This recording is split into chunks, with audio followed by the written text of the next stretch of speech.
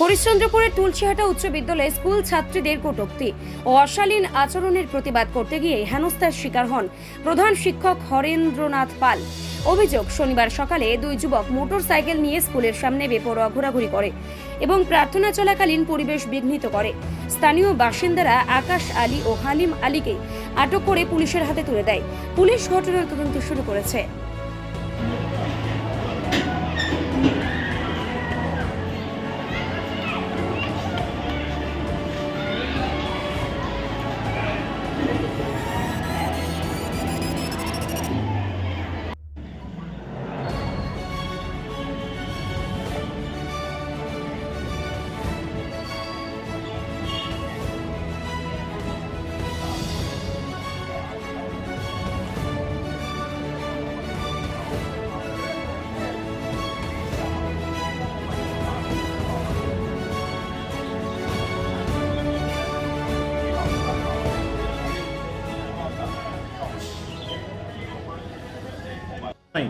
বন্দে মাতরম start হয়েছে, এক দুটো লাইন হয়েছে, সেই সময়টাতে দুটি আর কি ছেলে বাইকে এসে প্রচণ্ড স্পিডে বাইকে এসে বাচ্চাদের পেছন দিয়ে ঘুরে একদম স্কুলের পেছনে এসে প্রচণ্ড আওয়াজ করে। সেই সময়টাতে আমি প্রেয়ার চলাকালীন তাদেরকে ধরি এবং প্রেয়ার শেষ হয়ে যাওয়ার পর সঙ্গে সঙ্গে প্রশাসনকে ফোন করা হয়।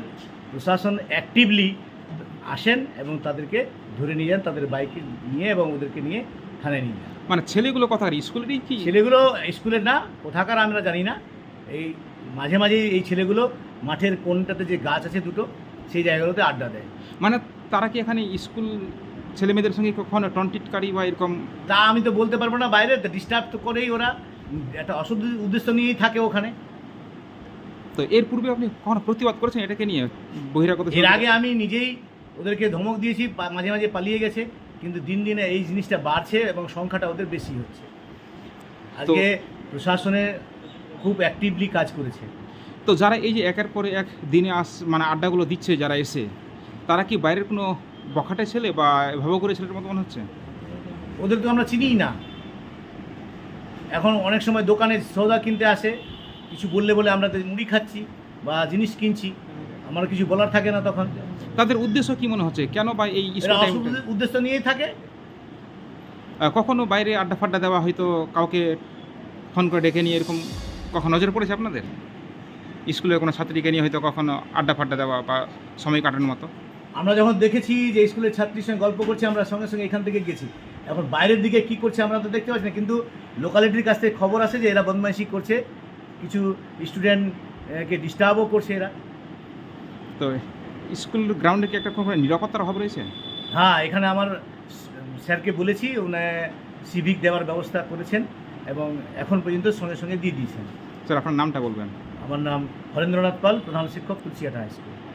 আমরা তো এখানে পাশেই ছিলাম, এমনি তো প্রতিদিন দেখি যে এখানে আড্ডা মারা বা মেয়েদেরকে যে বাচ্চাগুলো আছে, আমাদের ভয় অনেক কি যে এত রাফ গাড়ি চালাচ্ছে, যদি অ্যাক্সিডেন্ট হয় তো সে তো যাবে তার সঙ্গে যার সঙ্গে অ্যাক্সিডেন্ট সেও মারা যাবে। তো আমরা অনেকবার আমাদের লোকাল ছেলে বা আমাদের আত্মীয় মানে বাসিন্দাগুলো আছে, তারা প্রতিবাদ করে কিন্তু কোনো মতোই শুনে না। আজকে হঠাৎ দেখছি আমরা বসে আছি, দেখছি যে এমনি বললো যে না হেডমাস্টার সঙ্গে একটা বোতল শুরু হয়েছে ছেলেটির সঙ্গে। তখন আমরা বুঝলাম যে না এই সমস্যাটা হয়েছে। তো এসে দেখছি, ধরলাম। তারপর দেখছি কিছুদিন আগে আমি একটা ছেলেকে বলেছিলাম, তার আমি ফটো তুলে রেখেছিলাম। দেখছি আজকে ওই সেই এখানেই এসে ওর বাইকটাকে রেখেছে। তারপর আমি ধরিয়ে দিলাম যে না এই ছেলেটা এমনি আছে, অফিসারকে হ্যান্ডওভার করে দিলাম। যেন আমরা চাই যে এই পরিবেশটা, স্কুল পরিবেশটা আছে যেন ভালো সুস্থ থাকে, যেন যে স্টুডেন্ট আছে যে শান্তি মতো যেতে পারে। যে এত রাফ গাড়ি চালাচ্ছে, ভয়ে ভয়ে সাইডে থাকলেও কী হলো, ওরা চেপে চেপে বাইক চালায়। মানে স্কুল চলাকালীন কি তাদের এখানে আড্ডা বা দৌড়াতে বেড়ে যাচ্ছে? একদম প্রচণ্ড, একদম দৌড় তো কি, এখনো এখানে রেসিং মনে হচ্ছে কি এখানে ফর্মুলা নাম্বার 1 এখানে রেসিং চলে, মানে আগে থেকে যার পড়লে শেষ। কারণ এটাতে স্কুল গ্রাউন্ডে কি বাইরের বহিরাগত ছেলেরা এই ধরনের করছে কেন? কি মনে হচ্ছে যে কোনো নিরাপত্তার অভাবে রয়েছে এখানে? এখন স্কুল টাইমে, এখন দেখো সবসময় তো একটা স্কুলের মাস্টার তো সবসময় নজর দিতে পারবে না। আমরা অনেকবার বলেছি, এখানে আস্তে আস্তে ছিল না, এখন হয়েছে কি যে বুঝতেই পারছেন যে এখানে একটা মানে গ্যাংয়ের একটা সিস্টেম চালু হয়েছে, না এ যাও এ আসুক এ যাও, এইভাবে একটা চলছে একটা প্রসেসিং। মানে যে সমস্ত ছেলেরা আড্ডা দিচ্ছে ওরা স্কুল টাইম থেকে কটা পর্যন্ত তাদের আড্ডা? আসছে 4টায় যাচ্ছে, মানে যখন স্কুল ছুটি যায় তখন পর্যন্ত আড্ডা? হ্যাঁ, তখন মানে অন থেকে অবধি এখানেই আড্ডা থাকছে। এরকম কখন নজরে পড়েছে যে হয়তো মেয়েদেরকে ডেকে নিয়ে কথা গিয়ে গল্প করা বা হ্যাঁ, সময় প্রথমবার কাটানো? হয়েছে, আমরা বলেছি যে তোরা স্কুল পড়তে এসেছিস, তোরা এইভাবে করছিস কেন, আর ওদেরকে আমরা শাসন করেছি, ভাই এখানে স্কুল শিক্ষার প্রতিষ্ঠা আছে, তোমরা এখানে এসে আড্ডা কেন মারছো, আর তোমরা তো এখানকার না লোকাল তো না, যে না তোমরা একটা বাইরের ছেলে আছো, বাইরে থেকে তোমরা এখানে ঠিক আছে কোনো জিনিস নিতে এসছো, তুমি জিনিস নাও, জিনিস নিয়ে আবার চলে যাও, তুমি এখানে এসে সারা দিন তুমি এখানে আড্ডা মারবে, এটা তো ঠিক না। না আজকে যেটা শুনলাম যে প্রধান শিক্ষককে নাকি হেনস্থার মুখে পড়তে হয়েছে সেই সমস্ত ছেলেদের হ্যাঁ। প্রতিবাদ করতে গিয়ে। হ্যাঁ, হেনস্থা করলো, আর অফিসার আসলো, আমাদের যে এই সরকার আছে অ্যাক্টিভলি মোটামুটি 1 থেকে 2 মিনিটের মধ্যে পাস হয়েছিল, পুলিশ চলে এসে ওদেরকে নিয়ে মানে আটক করে নিয়ে গেছে। হ্যাঁ।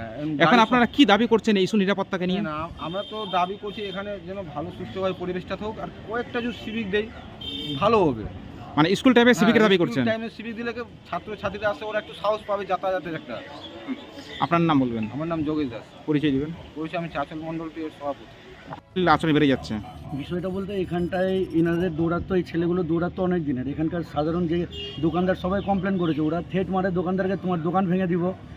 কয়েকদিন আগে আমি বলতে গেছিলাম, বলছে তোমার বাবার রাস্তা, বাইক নিয়ে যাচ্ছে। এখানটায় বিভিন্ন গ্রাম থেকে, এখানকার লোকাল কেউ না, বিভিন্ন গ্রাম থেকে এসে সবাই একটা গ্যাং করে মানে পরিবেশটাকে খারাপ করছে।